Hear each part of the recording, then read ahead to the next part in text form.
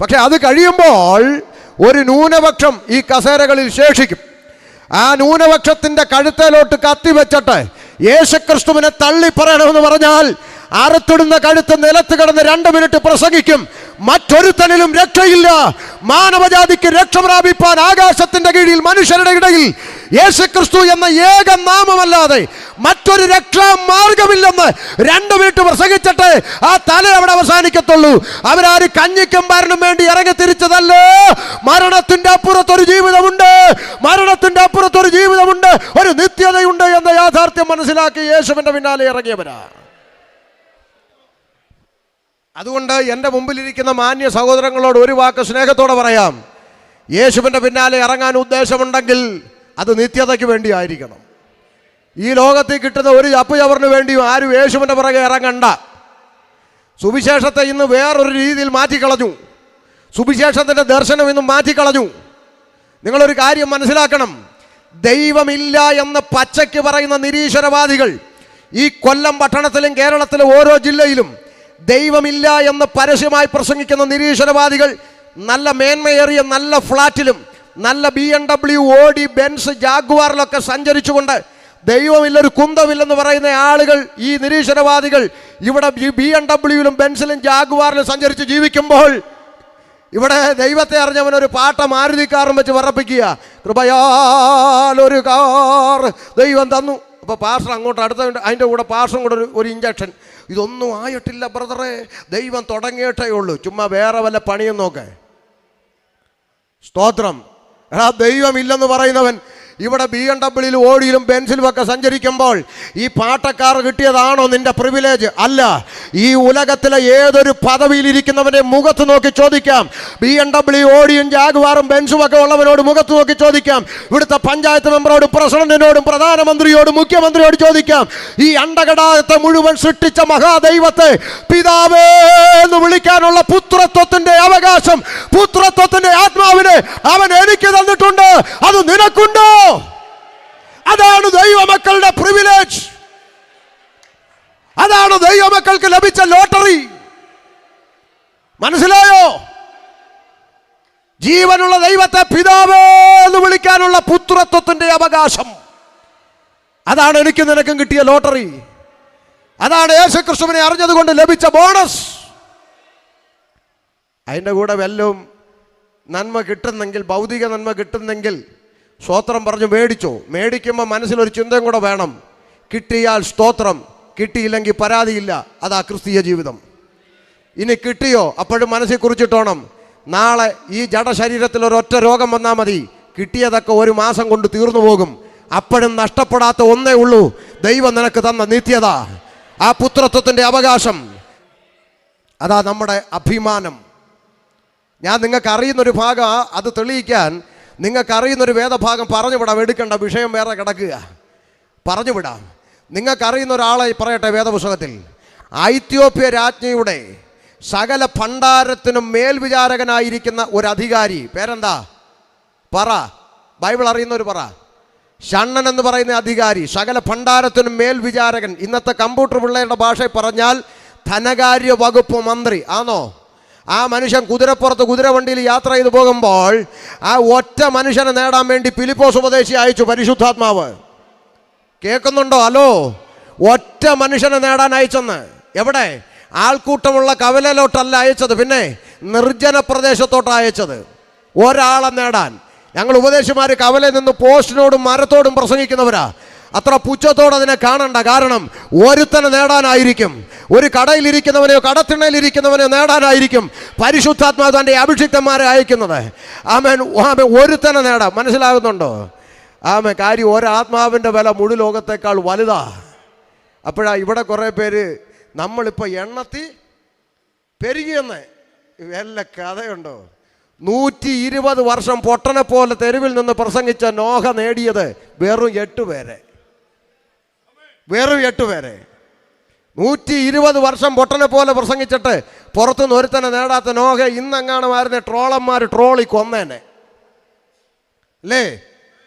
സ്വർഗത്തിലെ ദൈവം നോഹയെ ട്രോളിയില്ല. ഒരു കുഴപ്പമില്ല. പറയാനുള്ളത് പറഞ്ഞല്ലോ. കയറാൻ ഇഷ്ടമുള്ളവൻ കയറിയാൽ മതി. ഒരൊറ്റ മനുഷ്യനെ നേടാൻ വേണ്ടി നിർജ്ജന പ്രദേശത്തേക്ക് അയച്ചു. വിഷയം അതല്ല. കുതിരപ്പുറത്ത് യാത്ര ചെയ്യുമ്പോൾ സുവിശേഷം കേട്ടു. കുതിരവണ്ടിക്കകത്തിരുന്ന് സുവിശേഷം കേട്ടു. രഥം നിർത്താൻ കൽപ്പിച്ചു. വഴി കുളം കണ്ടപ്പോൾ ഈ അധികാരി, ധനകാരി വകുപ്പ് മന്ത്രി പറയുക, ദേ കുളം, എനിക്ക് എന്ത് ചെയ്യണം? സ്നാനപ്പെടണം. ശ്രദ്ധിച്ച് കേട്ടോണേ. ആ മനുഷ്യൻ സ്നാനപ്പെട്ടു. ചോദ്യം നിങ്ങളോട്, ഈ മനുഷ്യൻ നാട്ടുകാരുടെ ഭാഷയിൽ പറഞ്ഞാൽ ഈ കലക്കവെള്ളത്തിൽ, പോത്തിനെ കുളിപ്പിക്കുന്ന കലക്കവെള്ളത്തിൽ മുങ്ങി സ്നാനപ്പെടുത്തുന്നവരാ പെന്തിക്കോസുകാരനെ നാട്ടുകാർ പറയുന്നത്. ആയിക്കോട്ടെ, ഈ പോത്തിനെ കുളിപ്പിക്കുന്ന കലക്കവെള്ളത്തിൽ ഈ ധനകാര്യ വകുപ്പ് മന്ത്രി ഇറങ്ങി മുങ്ങി സ്നാനപ്പെട്ടിട്ട് ഇനി അയാൾക്ക് കിട്ടേണ്ടുന്ന ഭൗതിക നന്മ എന്താണെന്ന് നിങ്ങൾ ആരെങ്കിലും എനിക്കൊന്ന് പറഞ്ഞതാ? ഇനി വല്ലതും കിട്ടാനുണ്ടാച്ചാ? ഓൾറെഡി അധികാരി, അത് സകല ഭണ്ഡാരത്തിൻ്റെ മേൽവിചാരകൻ, എല്ലാ പദവിയും പവറും പണവും കൂടെ ഉണ്ട്. ഇനി എന്തിനാ അയാൾ വെള്ളത്തിൽ മുങ്ങണം? ഇന്ന് രാത്രി കേട്ടോ, ആ മനുഷ്യൻ്റെ അകത്ത് പരിശുദ്ധാത്മാവ് കൊടുത്ത വെളിപ്പാട്, നിനക്ക് ലഭിച്ചിരിക്കുന്ന പദവിയെക്കാളും, നീ ഇന്ന് അനുഭവിക്കുന്ന സമ്പത്തിനേക്കാളും, നീ ഇരിക്കുന്ന കസേരയെക്കാളും, നിനക്കിന്ന് ജീവിതത്തിൽ ലഭിച്ച സകല ഭൗതിക നന്മകളെക്കാളും വലുതാണ് നിത്യത എന്ന് പറയുന്നത്. നിത്യത, ആ പ്രകാശനം പരിശുദ്ധാത്മാവ് അധികാരിയുടെ ഹൃദയത്തിൽ കൊടുത്തപ്പോൾ വഴിയിൽ കണ്ട കുളത്തിലിറങ്ങി സ്നാനപ്പെടാൻ തീരുമാനിച്ചു.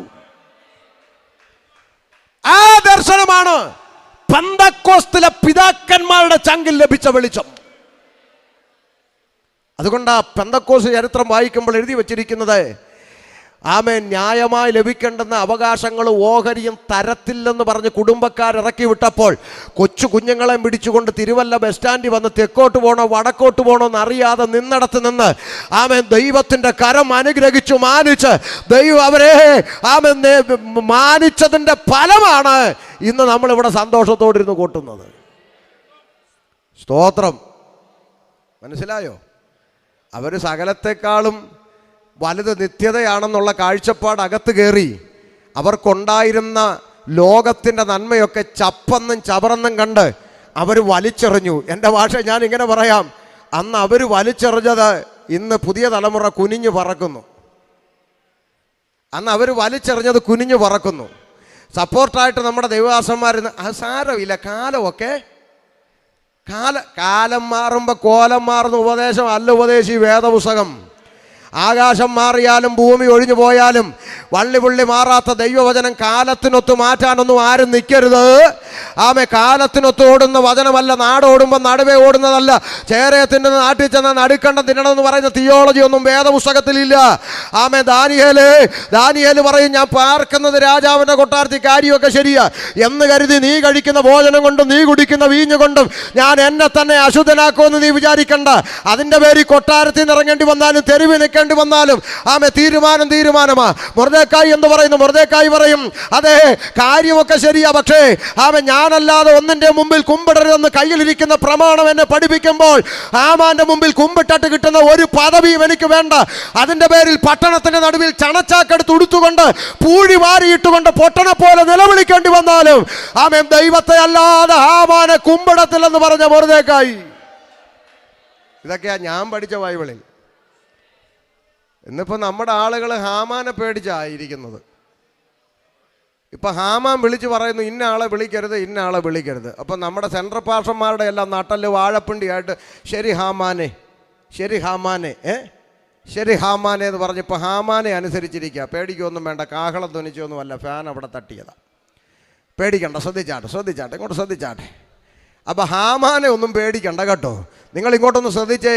ആമേൻ, രാജ്യം ഭരിക്കുന്ന രാജാവിൻ്റെ ഓർഡർ നിങ്ങൾ കേട്ടോ. ഇതൊക്കെ ബൈബിളിലുള്ളതാ, കഥയൊന്നും അല്ല ഈ പറയുന്നത്. രാജ്യം ഭരിക്കുന്ന രാജാവ് നെബൂഖദ്നേസറിൻ്റെ ഓർഡർ, സകല മനുഷ്യരും എന്ത് ചെയ്യണം? രാജാവ് നിർത്തിയിരിക്കുന്ന ബിംബത്തെ നമസ്കരിക്കണം. കുഞ്ഞുകളിയല്ല. ഇത് അനുസരിച്ചില്ലെങ്കിൽ നഷ്ടപ്പെടുന്നത് എന്തുവാ? പറ. സ്വന്തം പ്രാണന എരിയുന്ന തീച്ചൂളക്കകത്ത് ഇട്ടുകളയും. രാജ്യം ഭരിക്കുന്ന രാജാവിൻ്റെ ഓർഡർ, ബിംബത്തെ നമസ്കരിക്കണം. നോക്ക്, ഇപ്പോൾ ചില ആളുകൾ പറയും, നമ്മൾ ഏതൊരു അധികാരത്തിനും എന്ത് ചെയ്യണം? കീഴ്പ്പെടണം. നമ്മൾ രാജ്യത്തിൻ്റെ ലോകത്തിൻ്റെ അധികാരത്തിനൊക്കെ കീഴ്പ്പെടണം വേണ്ടാന്ന് ഇവിടെ ആരും പറഞ്ഞില്ല. പക്ഷെ ഒരു പോയിന്റ് ദൈവമക്കൾ ചെവിക്കകത്തല്ല, ഹൃദയപ്പലകയെ കുറിച്ചോണം. രാജ്യത്തിൻ്റെ നിയമം ദൈവത്തിൻ്റെ നിയമത്തിനെതിരായി വന്നാൽ ഒരു ദൈവവൈതൽ പ്രാധാന്യം കൊടുക്കുന്നത് ദൈവത്തിൻ്റെ നിയമത്തിനാണ്. അല്ലാത്ത പക്ഷം രാജ്യത്തിൻ്റെ നിയമങ്ങൾക്കെല്ലാം കീഴടങ്ങിയിരിക്കണം. രാജ്യത്തിൻ്റെ ഒന്നുകൂടെ പറയാം, രാജ്യത്തിൻ്റെ നിയമം ദൈവത്തിൻ്റെ നിയമത്തിന് എതിരായി വന്നാൽ ദൈവമക്കൾ പ്രാണം പോയാലും ഒന്നാം സ്ഥാനം ദൈവവചനത്തിന് കൊടുക്കും. ഇതാ ശദ്രക്കും മേശക്ക് അബേദ്നെഗോവും ചെയ്തേ. എന്താ? രാജ്യത്തിൻ്റെ നിയമം ബിംബത്തെ നമസ്കരിക്കണം. എന്നാൽ കയ്യിൽ പ്രമാണം ഇരിക്കുന്ന ബാലന്മാർ പറയുക, ആമേൻ രാജാവേ, ആമേൻ രാജാവിൻ്റെ കയ്യിൽ നിന്നും എരിയുന്ന തീച്ചൂളയിൽ നിന്നും ഞങ്ങൾ വിശ്വസിക്കുന്ന ദൈവം ഞങ്ങളെ വിടുവിക്കും. ഇനി വിടുവിച്ചില്ലേലും കേട്ടോ, ആമേൻ നട്ടലുള്ള ആമ്പിള്ളേർ പറയുന്നത് കേട്ടോ, ഇനി വിടുവിച്ചില്ലേലും തീച്ചൂളക്കകത്ത് ചാകാനാണെങ്കിലും ഞങ്ങൾ രാജാവിൻ്റെ കൽപ്പന അനുസരിക്കത്തില്ല. ഇന്നത്തെ നമ്മുടെ പാസ്റ്റർമാർ വല്ലതും ഉണ്ടായിരുന്നെങ്കിൽ ഈ പയ്യന്മാരുടെ പപ്പയും മമ്മിയും ആദ്യം സെൻട്രൽ പാസ്റ്ററെ വിളിക്കും. എന്നിട്ട് പറയണം, പാസ്റ്ററെ ഒന്ന് പറഞ്ഞു മനസ്സിലാക്കി, ഇവന്മാർ ഒറ്റക്കാലം നിൽക്കുക, തീച്ചൂള വീഴും, ജീവൻ പോകും, ഒന്നൊന്ന് പറഞ്ഞു കൊടുക്കേ. ഇപ്പം സെൻട്രൽ പാസ്റ്റർ വന്നിട്ട് പറഞ്ഞു, മക്കളെ പരിജ്ഞാനം വേണം. എന്നാ മിണ്ടാത്ത ആരും? പരിജ്ഞാനം വേണം. നമ്മൾ ഒരു സ്ഥലത്ത് ജീവിക്കുമ്പോൾ ഇപ്പം അങ്ങേര് പറഞ്ഞു നമസ്കരിക്കാൻ, നിങ്ങളൊന്ന് പോയി നമസ്കരിച്ചേരെ, കാലം മാറിയെന്നൊക്കെ പറഞ്ഞ് നമ്മുടെ പിള്ളേരെ കൊണ്ട് നമസ്കരിക്കാൻ തയ്യാറായേനെ. എന്നാൽ ഇന്ന് രാത്രി പറയാം, ശദ്രക്ക് മേശക്ക് അബേദ്നെഗോ അവർ ദൈവത്തിൻ്റെ പ്രമാണത്തിന് വേണ്ടി നിന്ന പിള്ളേരാ. ഇന്ന് രാത്രികാലം ദൈവമക്കളോട് പറയാം, ആമേൻ കഴുത്തറുത്തിട്ടാലും പ്രാണം പോയാലും വചനത്തിൻ്റെ പ്രമാണങ്ങൾക്ക് വേണ്ടി എൻ്റെ തലമുറ നിൽക്കണമെന്നാണ് നിങ്ങൾ പ്രാർത്ഥിക്കേണ്ടത്. അല്ലാതെ അവരെ പിന്മാറ്റിക്കളയരുത്, അവരെ നിരുത്സാഹപ്പെടുത്തരുത്. സത്യത്തിന് വേണ്ടി സംസാരിക്കുന്ന കുഞ്ഞുങ്ങളെ വായടപ്പിച്ച് കളയരുത്. അവർ പ്രതികരിക്കട്ടെ, അവർ സംസാരിക്കട്ടെ. പ്രാണം പോയാലും അവർ വചനത്തിന് വേണ്ടി നിൽക്കട്ടെ. അങ്ങനെ കർത്താവിന് വേണ്ടി, നിത്യതയ്ക്ക് വേണ്ടി, വചനത്തിന് വേണ്ടി നിൽക്കുന്ന ഒരു തലമുറ ഈ കാലഘട്ടത്തിൽ എഴുന്നേൽക്കട്ടെ. അത് അഭിമാനമാ, അപമാനമല്ല.